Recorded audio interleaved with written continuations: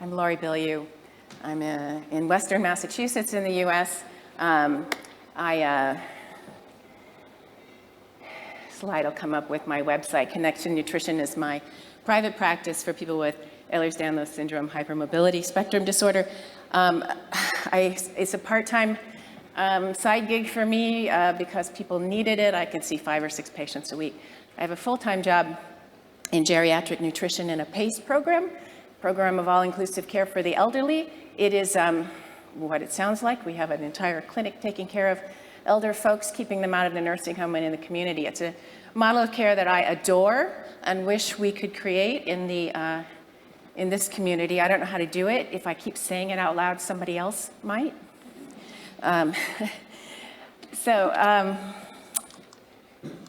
Yeah, sorry. So I don't have any disclosures professionally. Personally, some disclosures. I have a terrible cold.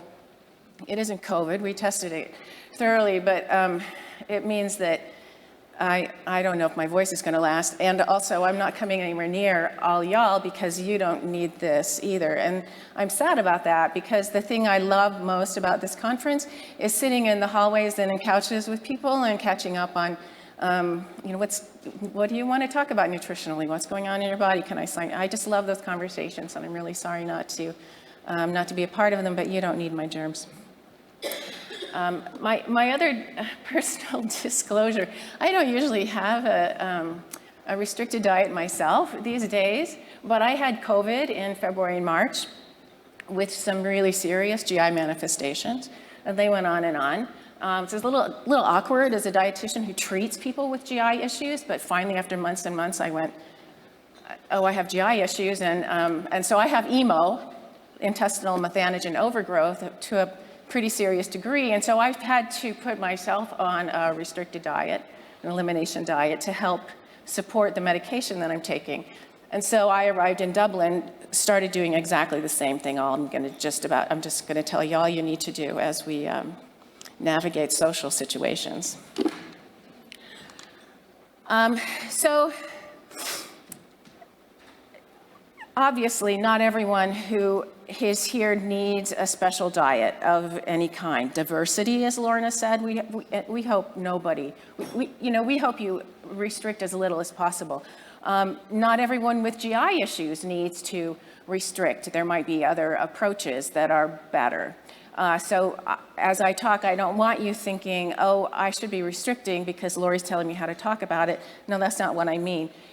If there are foods that your body isn't handling well, then you need to know how to deal with that when you walk outside your own kitchen. And that's what we're going to talk about. So when I talk about social settings, these are some of the ones I have in mind. Families, your own family that you live with, your extended family that you may have celebrations, gatherings with, your friends and those celebrations and gatherings. Restaurants are a social situation, conferences here, right? Your work situation. If you're inpatient in a hospital, well, that's not a social setting, but you do have to deal with it. Very large gatherings are different than very small gatherings, perhaps. When you travel, and school, university, these are some of the places where, am I right, it's a little hard to deal with if you have dietary restrictions. So I want to start with attitude. And the first piece of your attitude has to be not, I'm scared, but I am responsible for what goes in my mouth. It's my job to make sure that I eat properly, that I eat well. Other people are not responsible for my story or for my needs. They might want to help me, and I hope they do, but I am responsible for making this work for me. And I hope that you also have a partner in your life who will share some of that with you, but really it's right here, it's me. I want you to know and understand exactly what your own limits are and your needs so that you can express them clearly. The next piece of this attitude is that you are going to be excruciatingly polite until you can't be. I laugh because my British friends will say, did I sound really rude when I said that? And I said, you guys don't even know how to sound rude. Come to New York, come to Boston, we'll show you how to be rude. But you catch more flies with honey than you do with vinegar. You get more help. It's easy to be nice to people who are being nice. It's easy to be helpful to people who are being kind and polite. And so start there until you get to a place where that's just not working for you anymore. This is a big one for me, to focus on the social aspect of what you're doing and not the food. You need to make sure whatever you eat is safe, but it's a social setting, and it's the social interaction that is most important, all right? So, and I talk about this with people who have dietary restrictions for other reasons as well. I teach diabetics all day long as well, and they have a hard time at a family gathering as well when Aunt Sue made her sweet potato pie, and you better taste it, but I can't because my blood sugar is too. So I say, think about what's happening in the relationships. Make the event about the relationships. I've even had people think about questions before they go that they need to ask people and have conversations about. Let's see, my niece and nephew are in a new school. I need to see if they like that. Are they playing soccer, football, sorry. How's that going? Grandma had a problem with her podiatrist. I want to hear the story. What's going on with the people that you're going to see, and think about what it is you want to ask them so that you spend your time in the relationship more than in the food. Make sense? Okay. Gratitude, expressing gratitude when someone tries and fails to accommodate you. So it's so hard. You know, diets get so complex. I talk about food all day long. My sister is the only person I know who has a nickel allergy so severe she has to have a low nickel diet. Every time I talk to her about it, I have to look it up because I can't remember what it is. I had someone visiting me who was on a low FODMAP diet. It was critical for her health. I did really well. I said, oh yeah, honey, that's great. That's dairy-free, no problem. She started eating and I went, oh crud, I put onions in it. It's complicated and it's difficult, but when people try to help you, express gratitude and say, you know, it's okay, I really appreciate you. Don't freak out. Don't freak out. It comes from, you're going to be okay. Unless you have an anaphylactic reaction to something, unless your reaction is so severe that you're not going to be okay. Most of the time, you're going to be okay. If something goes wrong in this food intake, you might feel uncomfortable, you might be sick for some days, you're not going to die. You have your EpiPen in your purse, in your bag, if you need one of those. A sense of calm instead of a sense of panic, yeah. So here's some of the challenges that might come up for you as you're trying to eat properly. The saboteur, this is the one I just don't understand. I just do not understand how anybody can be a food pusher, can try to make you do something that you say isn't okay for you. I don't understand what's happening in people's minds, but sometimes there are people who, I don't know, I hope not sneaking food into something because they don't believe you. I don't know. Saboteurs are a problem. Some people won't believe you that this is important for you. Some people just don't remember that what's going on for you. Your diet is complicated, so it's easy to make a mistake. That's a challenge. Guilt comes up. So maybe a parent doesn't really, kind of a denial, doesn't want to really admit that you can't have the diet that they want you to have because you have their genes and it's their fault and they feel guilty, and could happen. Some people take it personally. I remember, oh God, years ago, it's so much easier now, but years ago, I was with a group of people with celiac disease, and we were trying to explain to the chef about, we were worried about cross-contamination, and he was so offended that we thought his kitchen was dirty. That's not what we meant. So he took it kind of personally. Let's see. You might be stressed. Here's a challenge. You might be stressed yourself about the way the food is prepared, and maybe you should be. It's a challenge, though, to kind of pull your stress down and see how you can approach the food preparation from a different place. Cultural needs and religious ceremonies may be a challenge for you as well.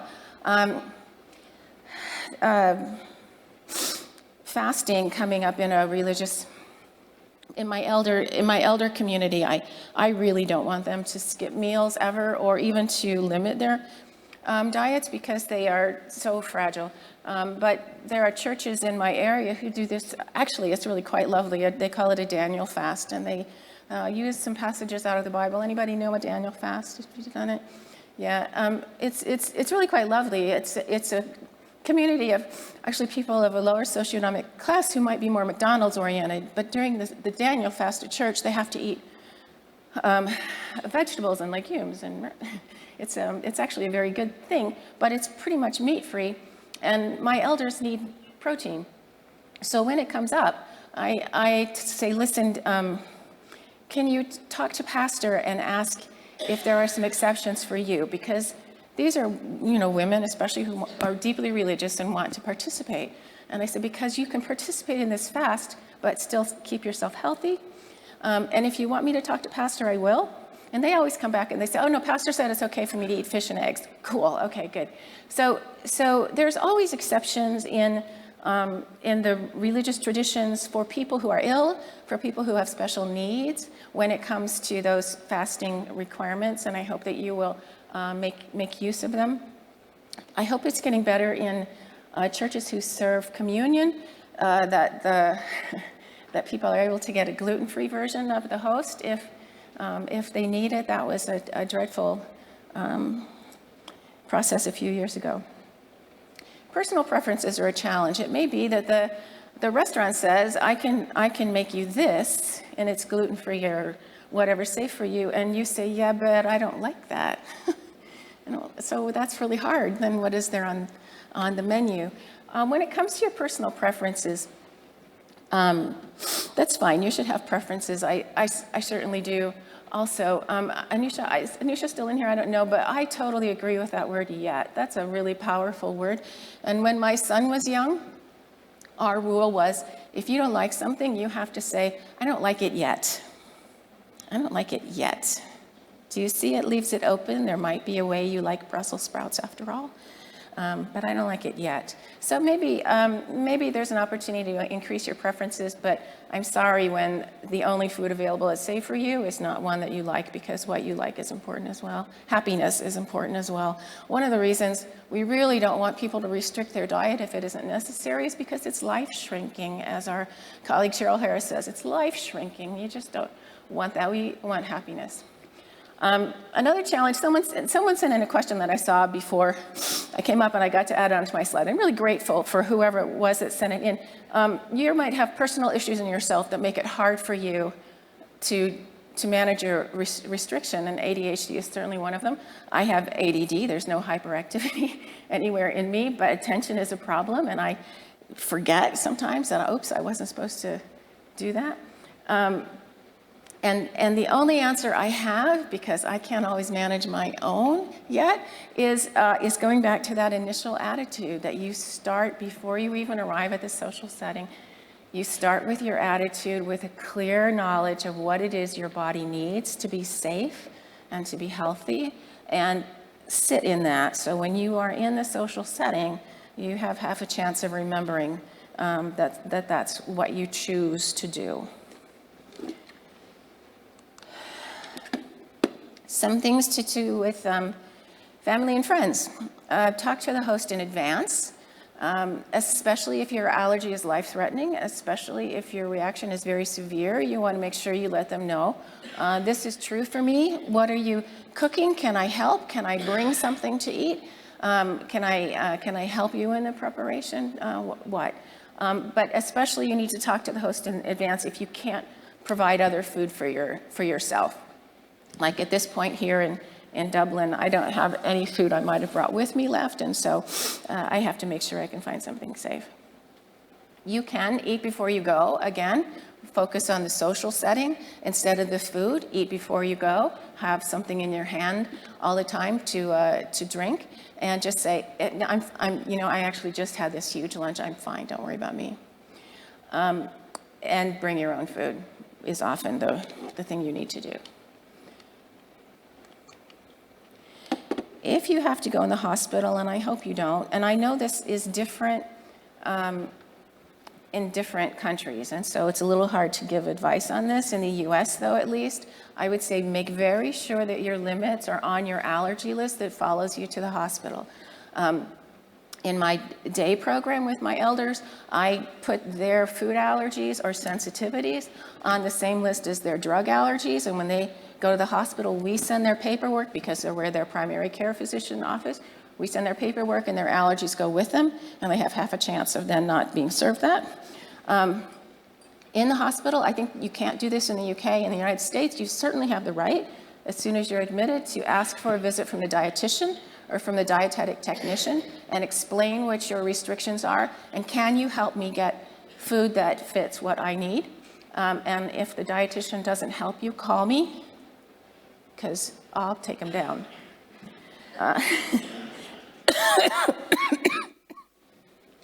I'm bragging, that makes me cough. Be ready in the hospital to say what kind of reaction you have to any medicine or food, and make sure your healthcare proxy or whoever is there to support you can do that also. It doesn't happen as much as food, it does with medication, that if your reaction is severe and anaphylactic, they don't want you to have it, but if it's not, it might be something you need to eat, and we'll cover whatever the reactions are. It doesn't happen a lot, but just make sure you can say what your reactions are so you get the response that you need. Some things to say in any setting that can help you get out of arguing about whether or not you can manage this food. I have a friend in one of my dietitian groups, and this particular group of dietitians, one of them always brings cupcakes because she's a baker, and she decorates them with this much frosting on top. And it's impossible to resist, except for Nancy, who sits at the end of the table and just says, I'm all set. I'm all set. Something in her is so powerful when she says that, we don't even react. We just don't give her the cupcake. So I don't know if she doesn't like cupcakes. I don't know if she has celiac disease. I have no idea why she refuses, but she's so strong in herself. I'm all set. I don't need that. You say, I don't need anything right now, thank you. Then there's the time when someone brings something just for you because they know it's your favorite. I have a patient who knows I love cherry cheesecake. Can't eat that right now.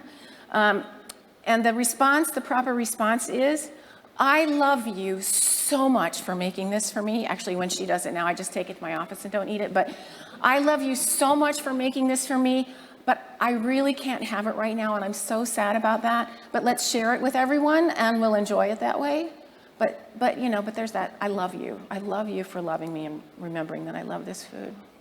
I like it, it just doesn't like me. People get away with that for onions all the time, right? I just don't care for any.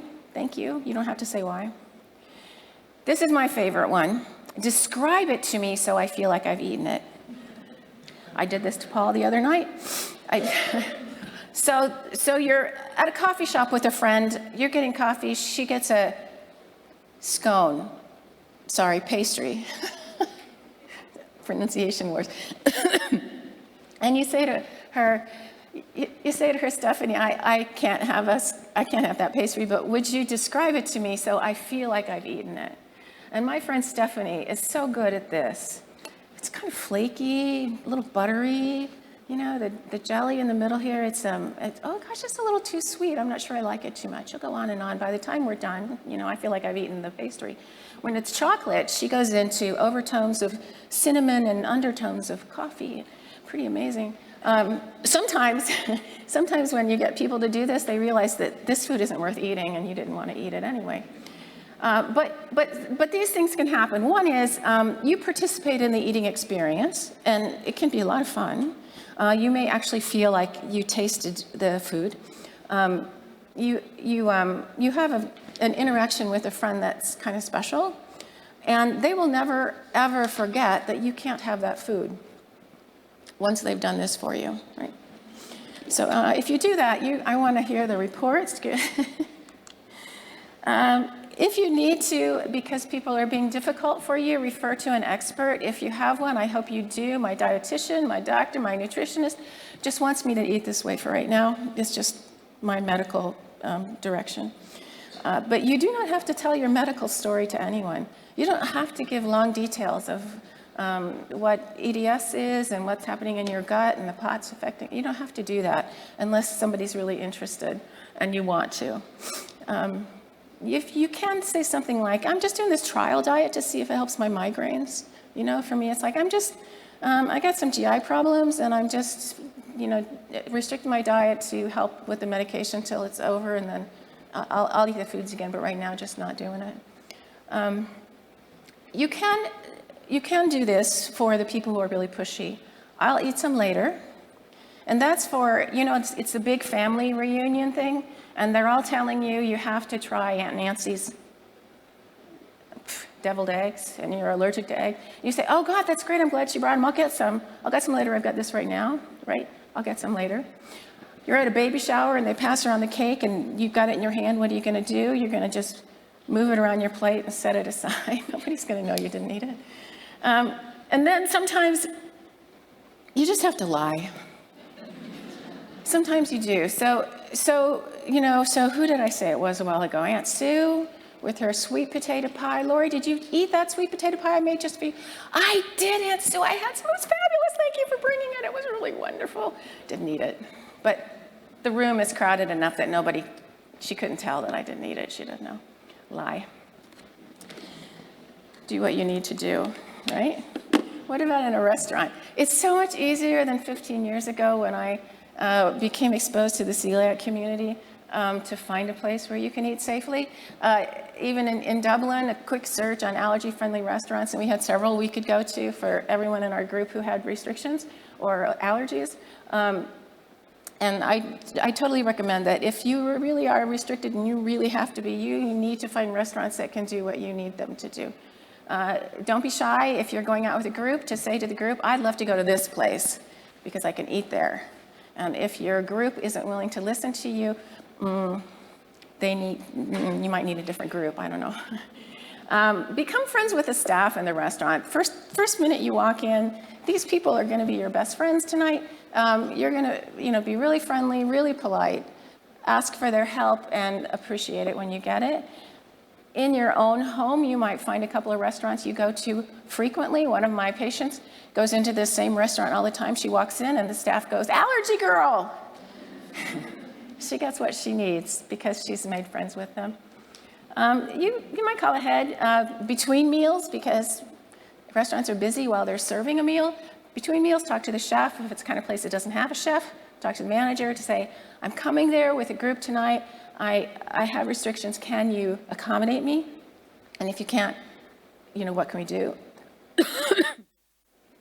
Diet cards, we're working on some new diet cards for you, but you get a diet card in the local language, so there's no misinterpretation, but a diet card that can then go back to the chef even to say, especially if it's complicated what you need, will be very helpful. You can even send an email in advance, print it out, put your table number on it and send it back to the kitchen when you get there so that they have a clear description of what it is you need to keep you safe. So, summary, know yourself, be really clear about who you are and what you need and why. Be very polite but firm until you need to lie, that's okay. Call or plan ahead. It's really hard to find yourself suddenly in a situation where nothing's prepared and you don't have any control and go. But focus on the social value. If you're in a social setting, you're there because you love some people and you want to celebrate the love more than you want to celebrate the food. And there's a blank one. Thank you for listening.